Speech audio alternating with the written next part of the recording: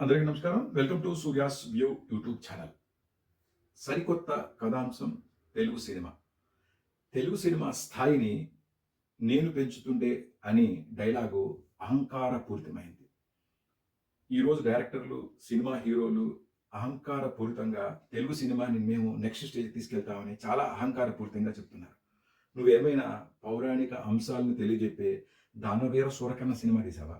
లేదంటే కళను ప్రపంచాన్ని తెలియజేయడానికి అవిటితనం అడ్డం కాదు అని నిరూపించిన 'సిరివెన్నెల', 'మయూరి' లాంటి సినిమా తీసావా?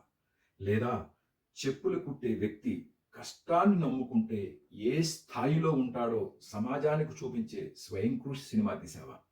నటనకు స్టార్డమ్, వయసు సంబంధం లేదని సంచలనం సృష్టించిన 'శంకరాభరణం' తీసావా? బొచ్చులోది ప్రజా సంపదను కొల్లగొట్టి ప్రభుత్వాన్ని మోసం చేస్తూ పోలీసుల్ని కించపరిచే స్మగ్లర్ పాత్రలో నటించావు. దీనికే ఇంత విర్రవీగా. ఇందులో సమాజానికి ఉపయోగపడే కథాంశం ఏముంది? యాంటీ సోషల్ ఎలిమెంట్ తప్ప. దయచేసి అందరూ సమాజానికి ఉపయోగపడే కథాంశాలని మాత్రమే ప్రోత్సహించండి.